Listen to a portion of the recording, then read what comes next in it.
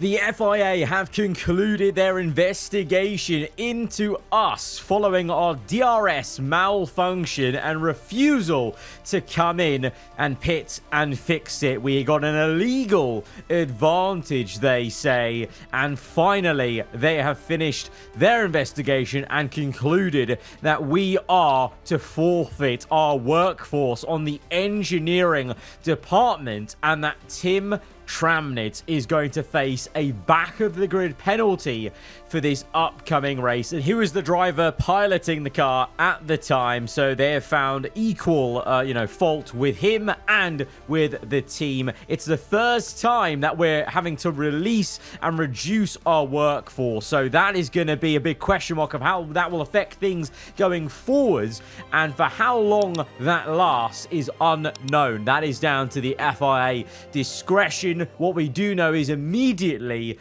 that workforce is reduced and that there will be a back-of-the-grid penalty for Tim Tramnitz. We're getting a confirmation email as well from Anisha down there. The FI investigation DRS failure reads, "Hi aarava, wanted to bring to your attention the results of the FI investigation into our DRS malfunction. The FI have concluded we have broken the sporting regulations by failing to pit within an appropriate time to fix our DRS failing and staying activated and open. They have decided responsibility falls on both the team and driver, therefore have given Tim Tramnitz a back-of-the-grid penalty for the next Grand Prix and penalised the team by reducing our engineering department workforce size and resources." And of course, we had another DRS failure last episode, but it was the other way around. It forced the DRS to be closed for a number of laps. So thankfully, there's nothing in the sporting regulations going against that. That was just a penalty to ourselves, but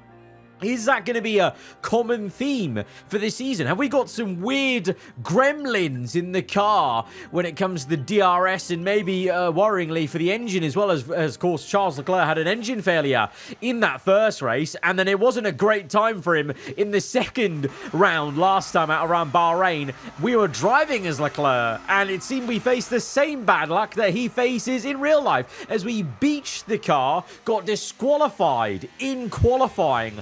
That was first time I've ever seen that happen, and then this was the first time I've ever seen this happen in the F1 game.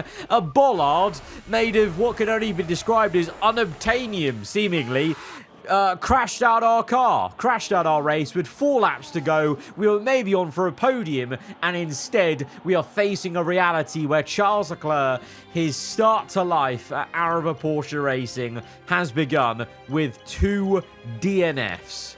Unbelievable. We are in a real pit with Leclerc side of the garage. With Tramnitz, he had a difficult second race. We scored well with him in the first race, but we're already on the back foot then in the Drivers' Championship. But, obviously I'm concerned as the team owner for the Constructors.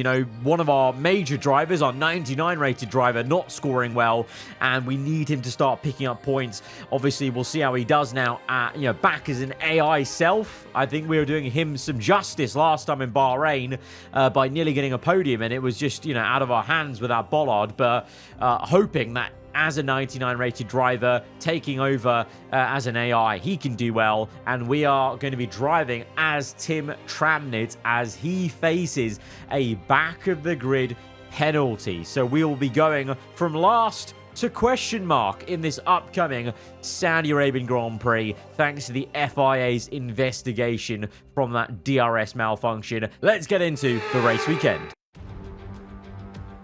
Welcome to Jeddah Corniche, one of the fastest circuits on the calendar, but let's see who will be the fastest of them all. It's time to set the grid for the Saudi Arabian Grand Prix. Yes, it's time for qualifying. Back of the grid for this race, but we are still going to somewhat participate in the qualifying session just to get a feeler for the car around Jeddah. We've obviously talked plenty about the drivability, taking some getting used to. And last episode, even though we did really well, before the bollard explosion to drag Leclerc up to nearly a podium, there were a lot of times at the start of the race especially where the car was very tricky to drive and a little bit touch and go on the rear end and at times the front end as well. Around here in Jeddah, you know, the walls are so close, you're going so fast, so I felt like we needed to get some sort of feeling of the car, you know, at least one lap in anger just before we get into the race and don't go cold turkey. But it seems like one other driver needed way more practice beforehand, because that was a replay of Pierre Gasly's AI in the Red Bull Ford crashing himself out on his first flying lap here in qualifying. So we won't be the only big name, big team at the back of the grid. Gasly, because of that crash, will be joining us at the back of the grid then, surely, as we go quickest of all at the moment. Probably won't be the case by the end of this Q1 session.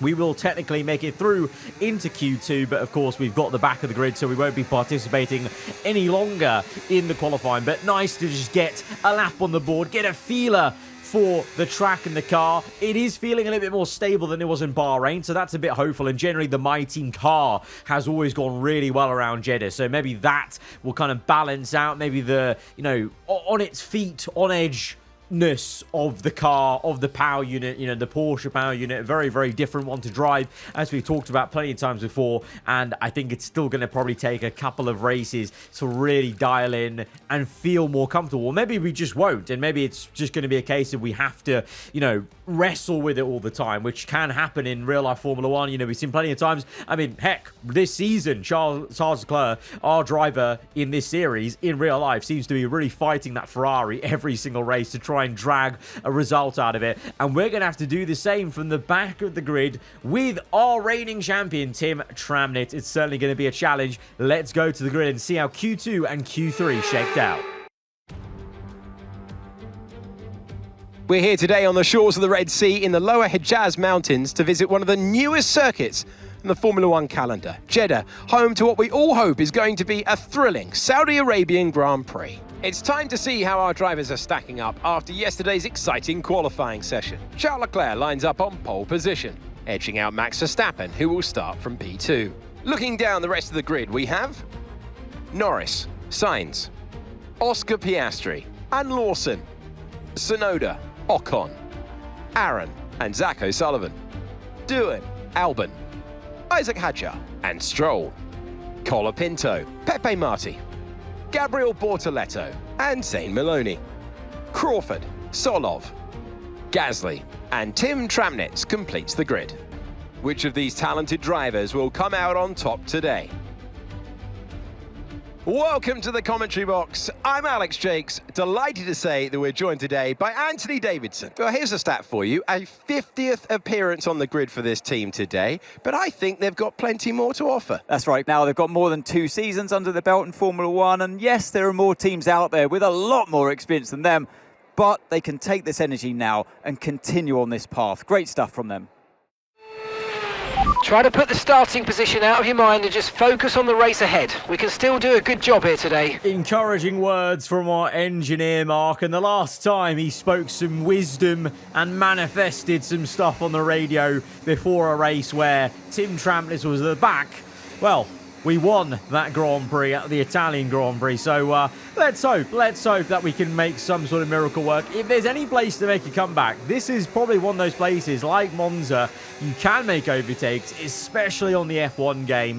The slipstream is going to be so powerful, but it's going to be really important to get past slower cars as quickly as we can, because you can get very stuck and slowed up by a lot in, well, the sector we're coming into, the heart of Sector 1 into Sector 2. There are so many places where you can't make overtakes until the end and the start of the lap. So we need to be careful there. Pierre Gasly also could be another factor in this, you know, another quick car right next to us after his crash in Q1. But if you did pay attention to the grid sequence, you would have noticed that Charles Leclerc, following 2 DNFs in a row for our team, has stuck it on pole position. So there's no doubting his 99 overall rated speed in the car over one lap. Clearly the car is working well around this track, so that bodes well for us. But I'm really, really hoping that Charles can just get some points on the board, no matter how many they are. Just get some points on the board to try and put, you know, the first 2 rounds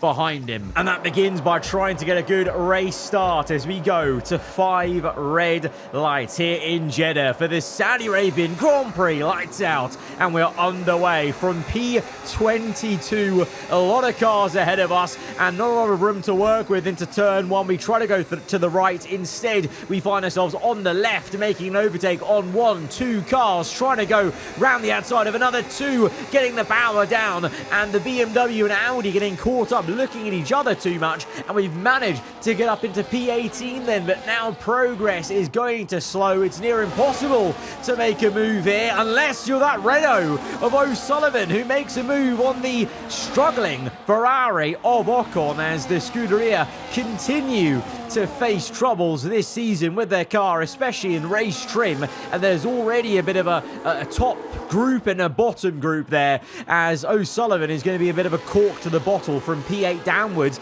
And meanwhile, Leclerc leading the way, Verstappen from the front row, second place, but looks like he's being swarmed, and it looks like early days. The McLaren seems to be struggling a little bit for race pace on heavy fuel. Both Mercedes cars maybe pass, and also Oscar Piastri. Verstappen might lose 3 positions in one foul swoop as it's 3 wide behind us as we try and get down the inside of the other Audi of Bortoletto to get up into 17th place. And the 2 Renaults now are having an absolute scrap and a half. I mean, this is insane wheel to wheel to watch, but look at the time gap going up and up and up from the lead Renault to P7 Sonoda, tail end of that top train. The gap is now over 4 seconds, so this is not helping any of us who are behind the Renaults. It might help us a little bit in terms of pushing everyone towards us, but you can see dirty air is a factor. It's not a slam dunk to make these overtakes straight away. We couldn't get the move done on Marty. We now catch him napping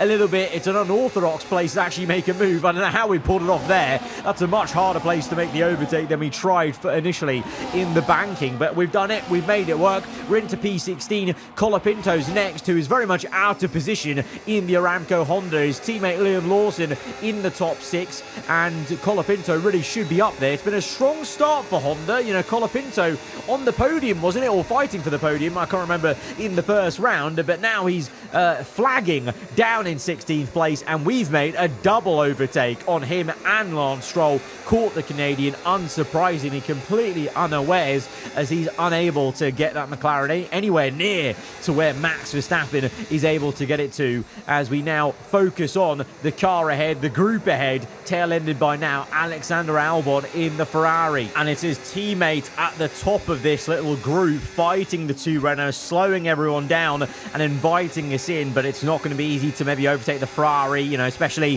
a frustrated Ferrari driver wanting to be a bit higher. It's going to be a little bit of a struggle, but Albon is really struggling for grip. I mean, we are as well, as we have to have a bit of a snap of oversteer, but look at the light flashing. The Ferrari, once again, like in Bahrain, really struggling to hold energy, like ERS battery power. So maybe that's the issue for Ferrari this season, that they've just, I don't know what's happened over the winter break, but they just seemingly can't hold ERS energy. And Albon being the most frustrating man of the evening yet, as he pretty much brake checks us into that next corner. Of course, Tramlett and Albon, a little bit of history there from last season, of course. You know, Albon, for a lot of last season, was the nearest man to Tramlett in the championship. There was a few flare-ups last season between the 2 drivers, so no love lost there. And Albon being a little bit petty in terms of how hard he's going with his defence, because again, the Ferrari's blinking away. I think that's actually the answer there. That must be. The Ferrari this year has some massive issue with its ERS. It seems to be just draining it away, and we're going to give Albon now the big old squeeze, and we're going to be very aggressive, maybe some would say over aggressive there, but just to make a point, as we got a bit petty ourselves at making that move to get up into P13. But now we're in clean air, looking to chase after Hadjar, And Gasly, to be fair, after a slow initial lap 1 and 2, he's making good progress as well. P15, you know, Gasly's kind of trying to keep up with this as Verstappen now is down to 7th place. So it's a stark difference to last episode where Verstappen dominated the back end of the Bahrain Grand Prix. McLaren struggling for race pace. Maybe the tyre wear is kicking in for them a bit early. Leclerc right now controlling the lead, 1.4 the gap, but Mercedes are there 2 and 3. What can they do as it's 3 wide into turn 1 ahead of us as we have a snap on the rear end as the rear axle locks a little bit, getting PTSD from that Bahrain quali. That was the rear end snapping as the 2 Renaults are having the fight of their lives, it would seem. Has Flavio Briatore told them the one losing this race is going to get fired next race? Is that what's happening? Because why are they fighting so hard for 1 championship point? I suppose that, you know, 1 point would be amazing for Renault so far in the season, as Hadjar is watching the battle as well, trying to get involved. We're trying to get involved, but now the tyre wear is kicking in. Our engineers are asking us about a pit stop, and at the same time now, all of a sudden, it seemed like it, Pierre Gasly just appeared behind us. I didn't even see when he overtook Albon. But yeah, Gasly making real good progress now. It's actually coming to attack us. So both of us on the last row of this grid now side by side on lap 7, trying to get into the points for the first time. Is big snap of oversteer, and again the rear end steps out. The mediums, maybe they're going off, and now we've got it all crossed up behind Gasly, now being hit by Albon, and we've been pushed down by 2 places. We've effectively been bullied out of those 2 positions. Gasly with the initial love tap, Albon with the second, and the rear end also not helping us. But again, that Ferrari comically just slowing down every single straight when it starts harvesting energy. As meanwhile, at the sharp end, well, Leclerc, he was controlling this race for much of this first stint, but now, what did I say? The silver arrows coming in. Carlos Sainz round the outside, the 2 former Ferrari teammates and friends off track, side by side into the final corner. Sainz pulling out for his second attempt to get into the lead of the Saudi Arabian Grand Prix, and Norris and Piastri, the 2 former McLaren teammates, now in Merc and Red Bull these days, side by side for 3rd and 4th, as we're trying to now catch Gasly unawares a little bit round the outside. So we've already dispatched of Albon again, and Colapinto actually is now overtaken him, so Albon's really not having a great day, is he? As we're now side by side with Gasly, playing it a bit easy into the brake zone, trying to float the car in on the inside to get that better turnout on the exit and not get a tank slapper on like we did last time out that invited the Frenchman in the first place. And we're now back again, staring at the back of the Haas of Hadjar. Well, this is exactly what I didn't want to happen, was getting stuck behind 3 cars like this. We've wasted valuable time here. I mean, both myself and Gasly, we both be wanting to get past these guys, but it's been very, very tough. We've had to go for a very ballsy dive bomb on Hadjar to get that done, and to be fair, maybe that's what we just need. We just need a bit more aggression there, as we just got the job done on Hadjar. Gasly follow us through, and he's up into P13, and now we're going to try and make a double pass on the Renaults, because these 2, they might be going for a side-by-side for the 8th time in this race, but I'm not having any of this. We're just going through on the right, using plenty of battery and making a double Renault overtake to get up into 10th place. So for the first time in this race, we're in the points. It's taken 9 laps, probably a bit longer than I would have wanted to, basing off our car's performance, you know, with Leclerc being up there, but obviously things got tricky, like I said, in those sectors where you just can't make a move. And on lap 9, well, I'm actually pitting in a bit earlier than was planned, because on the bottom right, you saw the tyre icon was orange. I just thought, okay, you know what? Now we've finally got clean air.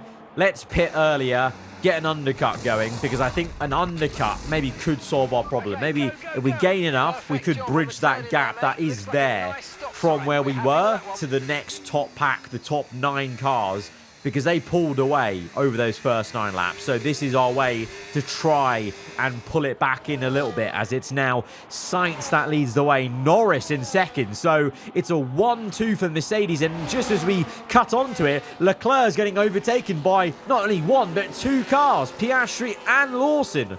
So Leclerc's down to P5. So all of a sudden, Leclerc's race is unraveling a little bit. Maybe just due to the tyre and the medium tyre. This is not great vibes, I gotta say. You know, obviously, initially when the season began, we saw some real flashes of speed from Leclerc in that Australian Grand Prix. Then his race ended prematurely with an engine failure. Obviously, then driving as him, we had that DNF with the bollard. I just wonder if those 2 races have dented his overall performance, maybe. You know, the focus didn't seem too bad, you know, on the splash screen when we were choosing tram bits. You know, the focus was still pretty high, but maybe maybe underneath in the coding, that's just affected him a little bit, because he's kind of fallen away in a way I didn't think he would be as a 99 rated driver. One to watch. It might just be the tyre wear, who knows. But we've been speeding along, and you can now see the difference in the tyre, really, from this fresh hard tyre to these worn out mediums. 11 laps, and they're really quite second hand as we make quick work of the first BMW, the second one up the road in between the Audi as well. And of course the car performance also playing a factor here of us being a lot quicker than these 2 other teams. But you know, I hope one day maybe in the series or on the game, these 2 teams could, or at least one of them could, bring up their performance levels, because I mean, this is an iconic battle.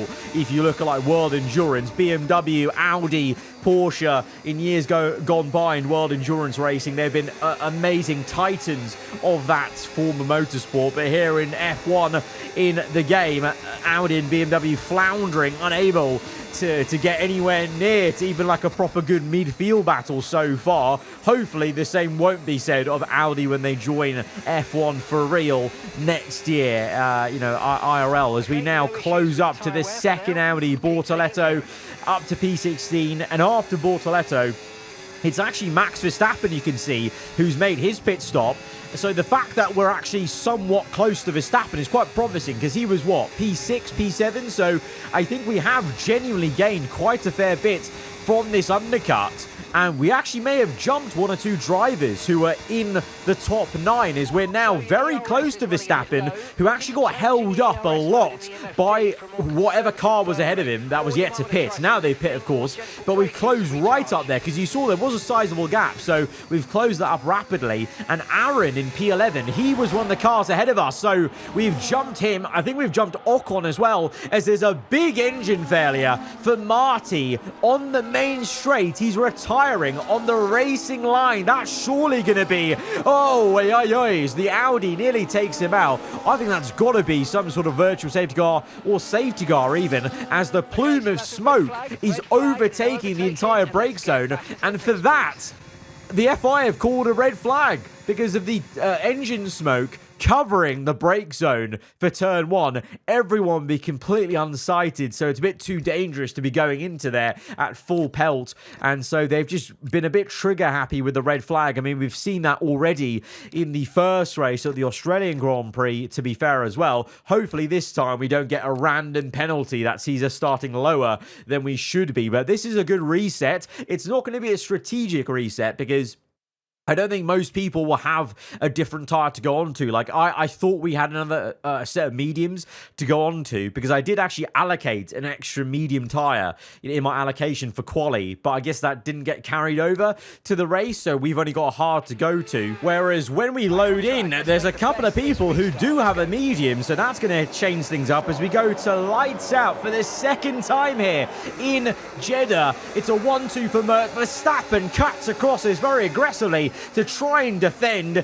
and we've got a Williams besides us on the medium. Both Williams have medium tyres, so that's going to be an interesting one. Piastri as well has a medium, so the championship leader has the advantage versus others. We've got ourselves, Leclerc, Verstappen all on hard, so a few of us are going to be a bit slower, especially at this initial restart. Maybe by the end of the race, 8 laps later, 8 laps into that first stint, people were feeling the tyre wear. I was feeling the tyre wear on the medium. So maybe by the end of the race, we'll be in a better position. But right now, I've got bigger problems, and that is called Max Verstappen in a papaya McLaren, who overtakes us up into P7. Gasly now hot on the heels as well, but we make the repass because actually that was kind of our plan as we go down the inside. Verstappen barely gives us any room to work with, but I actually didn't put up much of a fight on the Dutchman, knowing that we could make the repass into the final corner. But now the problem is actually he has got the final bit of DRS here,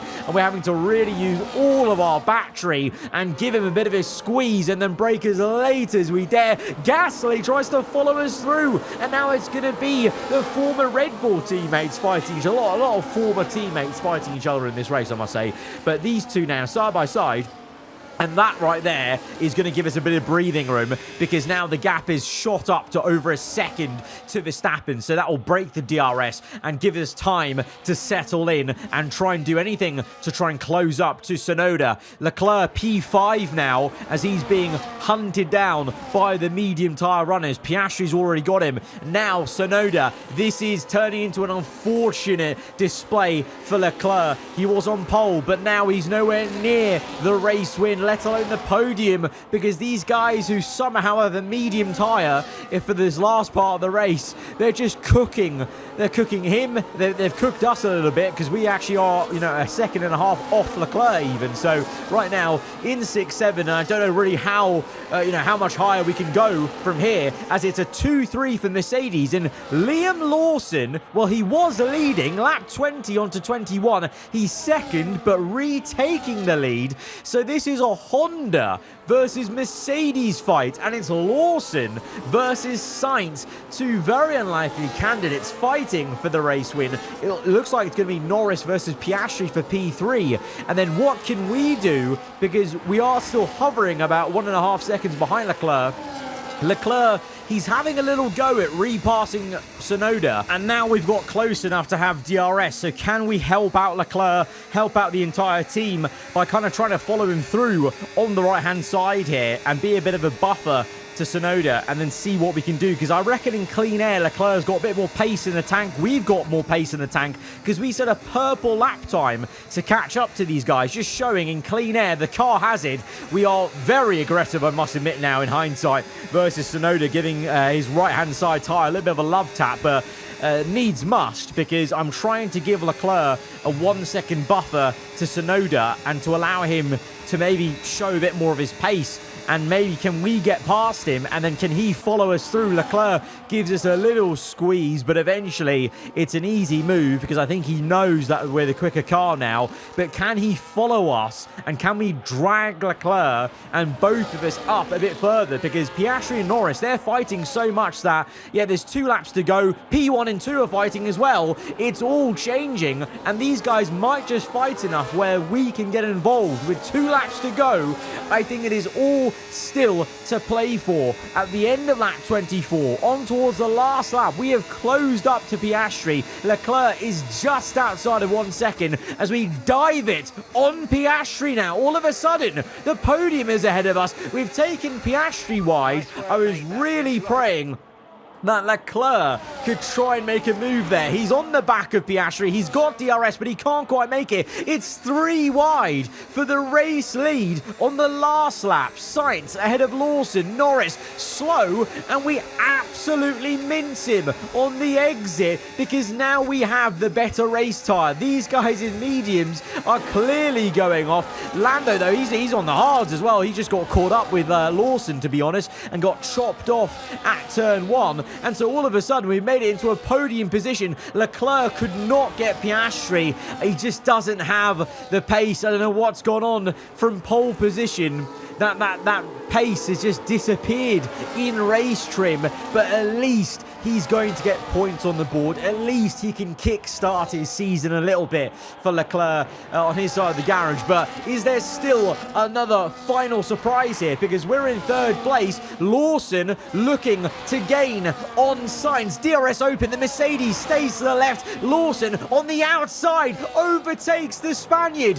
He takes the lead of the Saudi Arabian Grand Prix only for Honda. Can we do anything to close up? Sainz blocks us on the right and the left. Gives us the squeeze. We won't be able to go for first place, surely. We get so close. We even give Lawson a love tap. But because of Sainz's defense, all we can do is grab second place. But I'll take it. I'll take it. That's an insane recovery. In the last 3 laps, we went from maybe accepting around 6th place to getting on to the podium, let alone the second step of the podium. What a recovery from the FIA sanctioned back of the grid. How about this? Liam Lawson gets to the checkered flag first. Liam Lawson wins. You always look back at a race like this and think, if I'd just made that mistake there or locked up here, there would have been contact. And every one of those overtakes is a moment where you have to absolutely nail it, perfect it, and that's exactly what they're able to do today. Great stuff indeed. Well, another edition of the podcast is complete. We wander from the cool-down room to celebrate things on the podium. And Liam Lawson is about to receive the largest trophy. An insane recovery for us to get to second place, but let's actually focus in on the race winner, Liam Lawson, winning his first F1 race ever, and it's with Aramco Honda, the Honda Works team, back in Formula 1, and they're back on the top step of the podium. That is insane, and that is 3 different winners in the first 3 races. Are we is this the start of one of those crazy seasons where anyone can win it, and it really is going to be about who can be consistent? I mean, that person right now is Oscar Piastri, you've got to say, to be honest, and we're very inconsistent as a team. We've only just now got both drivers scoring points. We've got a lot of work to do because we're sitting only P4 in the standings, some way off, but that is at least a starting point with both drivers scoring today. Guys, if you have enjoyed it, hit the like button. Let me know what you thought in the comments below. And you're around here, then do get subscribed for weekly Formula 1 content. I'll see you guys next time. Goodbye.